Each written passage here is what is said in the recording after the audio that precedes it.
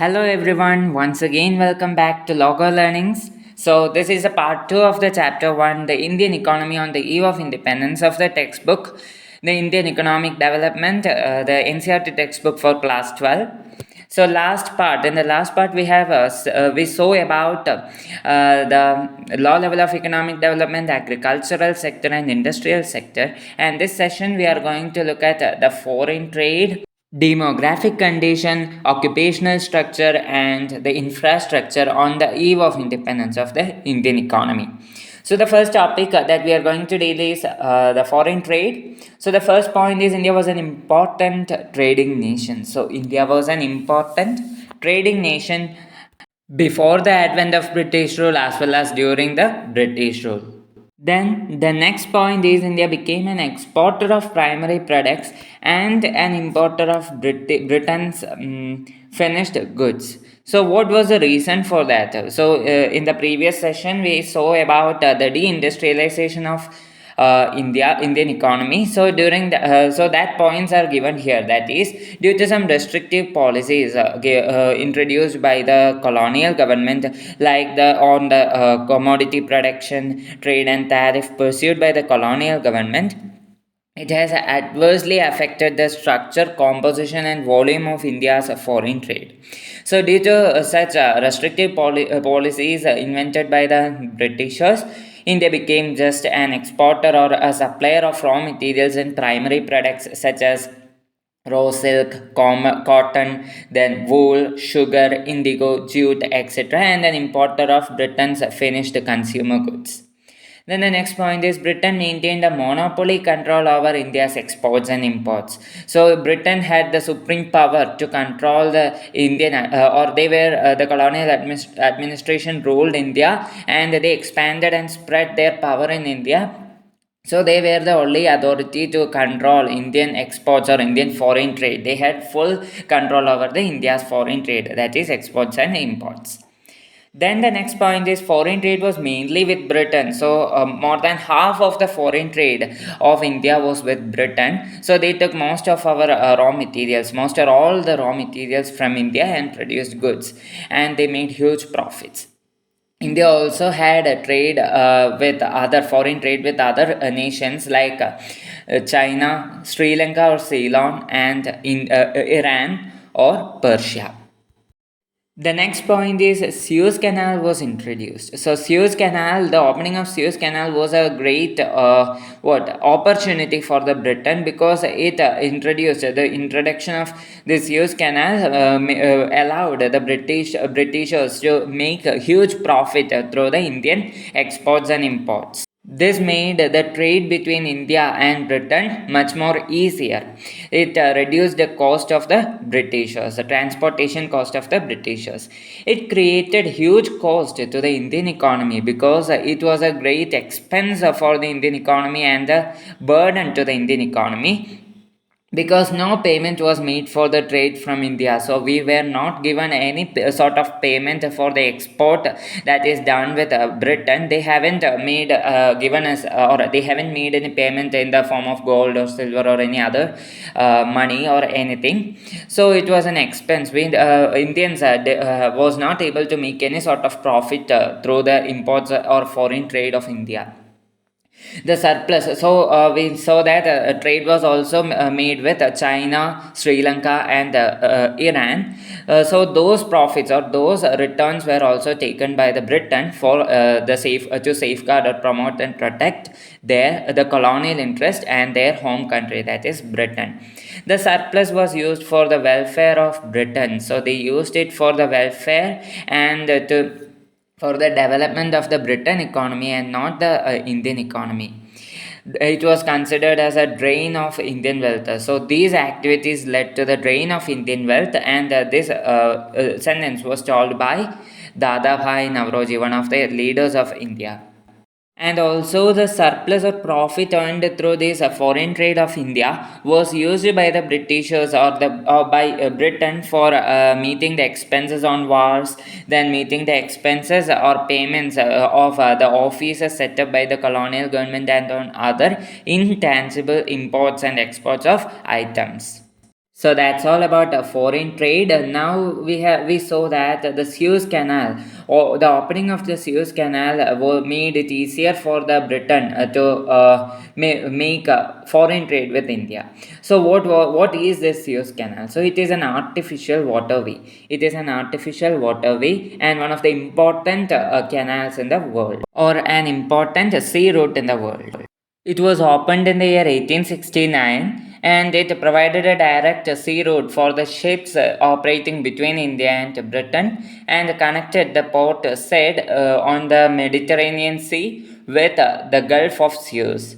It reduced transportation costs. So we saw that in the previous slide that Suez Canal was introduced, is created huge profit to the Indian for through Indian trade to the Britishers, and it reduced the transportation cost. It was a gain to Britain and made exploitation of Indian market easier. So they actually exploited the Indian economy or Indian market. They haven't allowed us to use the raw materials from our own land to produce finished goods. They took it and they produced the finished goods and they supplied it to India. Those finished goods to India. So they actually exploited the Indian economy and Indian market. So that exploitation was also easier through the invention or introduction of the Suez Canal. The next topic is demographic contagion. So, what was the demographic contagion of the Indian economy on the eve of independence? So, what do you mean by demography? So, for knowing this section, or to know about this topic, first of all, we must know what is demography. So, demography means the study of population. So, what was the population, or what was the condition of the population during the colonial rule as well as on the eve of independence. So the first point is population details were collected through census. So census is a process through which we collect the details about population. So the population details were collected through census. The first official census was in the year 1881. So the first census was taken in India in the year 1881. Then the year of Great Divide in 1921. So 1921 is considered to be the considered as the year of Great Divide. It's very important. So why it is called as the year of Great Divide? Because it has two reasons.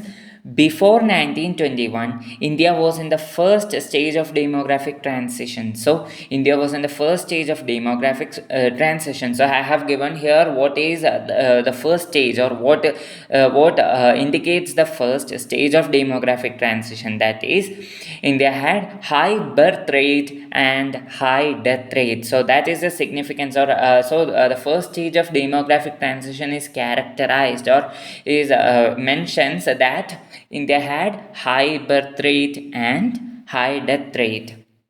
So that was the condition of the demographic condition of India before the year 1921. And after 1921, India was in the second stage of demographic transition. So what is the second stage of demographic transition? So it is also given here. I have listed, or I have mentioned about the first stage and the second stage in the presentation. So second stage means the demographic, or the demographic condition, or a second stage denotes that India had high birth rate and low death rate. So now I would like to ask you a question, that what is the meaning and the reason for the first stage of demographic transition? That means high birth rate was because of less family planning, or lack of family planning, and high death rate was due to lack of medical facilities, proper medical care or health care, and due to lack of education. So people were unaware about the health care, or how to care their health, or about the medical facilities, even if it most probably it was unavailable, because the Britishers were not at all interested in the development of the Indian economy. And that's the reason why we lacked medical facilities. And the other reason is, even if it is available, it is inadequate, or it is the people may not be able to afford it. So that is a reason for the first stage of high death rate, high birth rate, lack of family planning, and high death rate. That means lack of medical facilities and education. Then after 1921, second stage of demographic transition. So second stage of demographic transition denoted or characterized by high birth rate and low death rate. That means after 1921, we had high birth rate because of lack of family planning and low death rate. So there is a change, low death rate. So the low death rate was caused because of what? Because of the improvement in medical facilities and education. So, people started to get educated. As a result, people started to know what is about the consequences of getting less medical care. So we started to develop the medical facilities in India, healthcare facilities and awareness in India. So the death rate became low. Very simple, right? Okay, coming to the next point, that is high mortality rate. So, before knowing the meaning of these points, we must know the meaning of the terms in these points. That is, the first one is mortality rate. So, what is mortality rate? The mortality rate is the number of people who die in a given year and area divided by the population of that area. So, how much people dies in an annual year, that is shown in the mortality rate. So, that is the meaning of mortality rate. It shows the death rate of the population in India or in any country. Then what is infant mortality rate? So infant mortality rate is the number of deaths per thousand live births of children under 1 year of age. So the deaths of infants. So infants means the children below under the age of 1 year. So the death of infants per thousand live births is called infant mortality rate. Then the next is the literacy rate. So what is literacy? Literacy means knowing to read and write. So the literacy rate is defined by the percentage of population of a given age group that can read and write.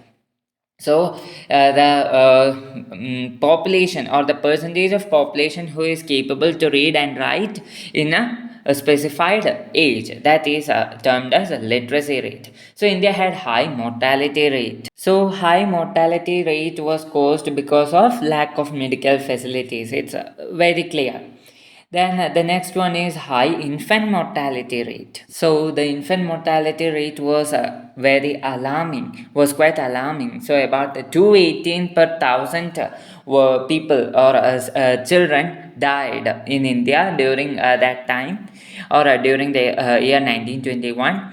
And but now the death is 40 per thousand. So 40 infants die per thousand live births. Then the next point coming here is low literacy rate. So low literacy rate. So during that time, in the total Indian population, only less than 16% of the population were literate. And moving specifically, we can say in the case of females, less than 7% of females were only literate. So that was the condition of literacy in India during the colonial period. So we were the Britishers never was not interested in making Indians literate or improve the standard of living of the Indians. So the next point is life expectancy. So what is life expectancy? The average expected life of a human. So the average expected life of human during that time was 44 years, and now it is more than 68 years. Then the next is low standard of living. So during the colonial period, the Britishers haven't introduced new technology or haven't developed the Indian economy in the case of agriculture, any sectors of the economy like the agriculture industry and services were developed. So we lacked job opportunities in India. So as a result, people were not able to develop their standard of living because education was not enhanced, then medical facilities were not enhanced, the basic necessities were not developed in India. So as a result, they found it difficult to find jobs. As a result, this led to poverty. So poverty was also one of the main reasons for this situation or the demographic condition, the low demographic condition of India. Okay, coming to the next topic. So that is the occupational structure. There it is. So we have reached the occupational structure of the Indian economy on the eve of independence. So the first point is distribution of workforce among different sectors of economy. So distribution of workforce among different sectors of economy. So what that is what occupational structure means. So the occupational structure means that the distribution of workforce among different sectors of economy. Different sectors of economy are the primary sector or the agriculture and allied activities, the secondary sector or the industrial and manufacturing activities, and the third sector tertiary sector or the service sector. So predominance of agriculture, that is the first topic. So first point, so the below points I have just put an arrow mark.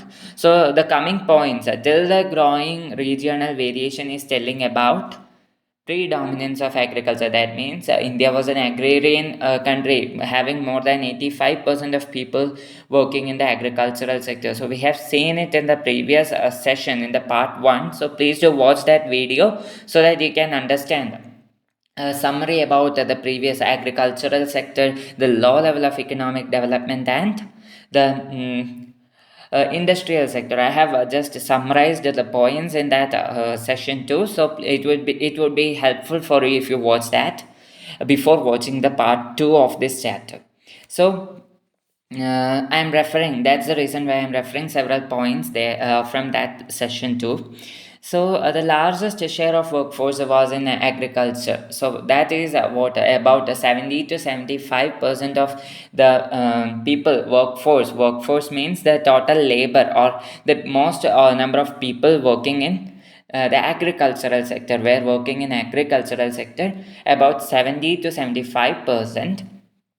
Then the manufacturing sector, in manufacturing sector we had 10 percentage of people working in the manufacturing sector, and in the service sector between 15 and 20%. Then the growing regional variation, that means there was differences in the regions, or the agriculture industry and the service varied in different places. So that means from one place to another it varied. So the workforce declined in agriculture in the states like the Madras Presidency, Bombay, and Bengal. So the Madras Presidency included the southernmost states of India like Kerala, Tamil Nadu, then Andhra Pradesh, and Karnataka. Also, the regions like Bombay and Bengal also influenced a decline in agricultural sector, or the workforce, a decline in the workforce employed or included in the agricultural sector. Then the workforce of people, or the workforce of labor increased in agricultural sector in the regions like in the states like Orissa, Rajasthan, and Punjab. So that's all about the occupational structure.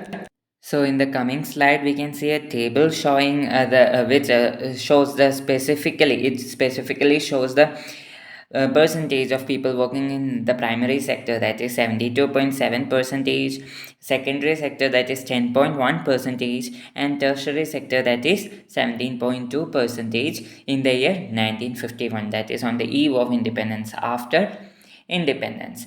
So coming to the next topic, yes, there it is, the infrastructural structure. So we have reached the infrastructural structure of the Indian economy on the eve of independence. So, what do you mean by the infrastructure? So, infrastructure means the industries. It includes the industries which help in the growth of other industries. So, industries which helps or supports the growth of other industries are included in the infrastructure, such as railways, roadways, waterways, postal services, telegraph, etc., like telegraph, etc., and so on. So, what was the intention of the infrastructural facilities in India? So now we are going to look at the intention of constructing or developing these infrastructure facilities in India of the Britishers. So the intention of Britishers. So their intention was to serve the colonial interest. So in most of the cases, or in all the cases, when you look at the previous session, and in this session, in the part 1 and this part 2, you can understand that most of the developments and inventions and everything done by the Britishers in India was to safeguard their interest or their country for the welfare of Britain, and not to develop. They had no intention. They had no intention to develop the Indian economy. So the first point is, or the first infrastructure is a railway. So railway was introduced. So please look at the years. It's very important. So it was introduced in 1850, in the year 1850. Then began operation in 1853. So the railway system began operation in India in the year 1853. So the next slide shows a positive effect of, that means what is the positive side of the invention of railways in India. So there was as well as so if a coin has two sides like that, everything is having a positive side as well as a negative side. So the development of infrastructure in India also had by the Britishers also had a positive effect and a negative effect. So we know what all are the negative effect, and here the positive effects are given. So the positive effect, the first point is cheap and rapid movement of people and goods from one place to another. So cheap and rapid movement of people and goods from one place to another, especially in the case of long distances. So it actually reduced. So the meaning of this sentence is, it reduced the time of traveling. Okay, then broke geographical and cultural barriers. So it broke geographical and cultural barriers means it was economical. It was we can travel from one place to another very easily in a short time. That is the same meaning of this sentence too. Then promoted national unity. So as a result of this reducing time, it promoted national unity, so that we can travel very easily from one place to another in the case of long distances. Then commercialization of agriculture. So commercialization of agriculture, in the previous session, in the part 1, we have discussed about that. That means the cash crops were growing of the growth of cash crops uh, were given the first priority, or were encouraged by the cultivator, by the Britishers to the cultivators. So it increased the self-sufficiency of Indian village economy. So it increased the self-sufficiency of Indian village economy. Not actually, but we can include it as a positive effect, because the income earned through these cash crops, or the growth of these cash crops, were taken by the Britishers itself and not by the Indians. Then Indian export trade expanded. So India's export trade expanded. So we had good export relation between with other countries, so it expanded in one sense. Then but its returns and its income, or profits, were also taken by the Britishers. Then developed Indian industrial sector. So this led to, so after the independence, so after getting independence, these factors had led to the development of the Indian economy. So this also developed the Indian industrial sector. Then the actual intention of Britishers in the case in developing these infrastructure in India. So it was not for the development of the Indian economy, but it had effective control and administration of over India. So it provided effective control and administration over India. So through this, they gained effective control over India. Then to earn profits through foreign trade. So to earn profits, they earned the profits through foreign trade. To transport raw materials to ports. So to transport, it enhanced or it gave easy facilities to. It made the facilities easier to transport raw materials to ports for taking it to Britain for producing finished goods.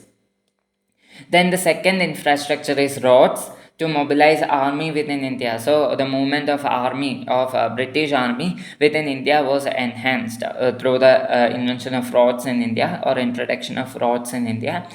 Then to carry raw materials to nearest railway stations and ports. So to carry, they carried raw materials to nearest railway stations and ports for carrying it to Britain.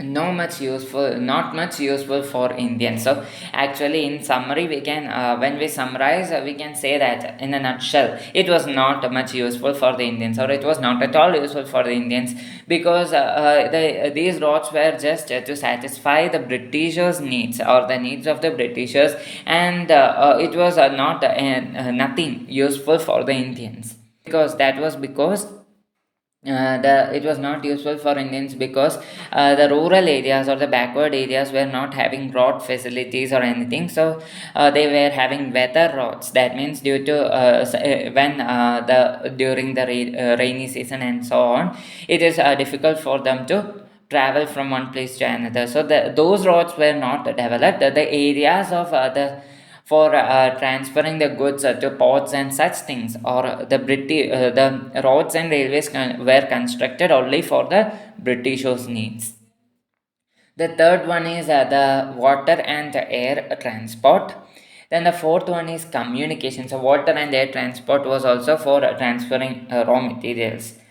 Then communication. In the case of communication, the postal system was started in India in the year 1837, and the first telegraph line was introduced in 1857. So that's all about the infrastructural facilities, and I hope the portion is very clear. So very clear to you all.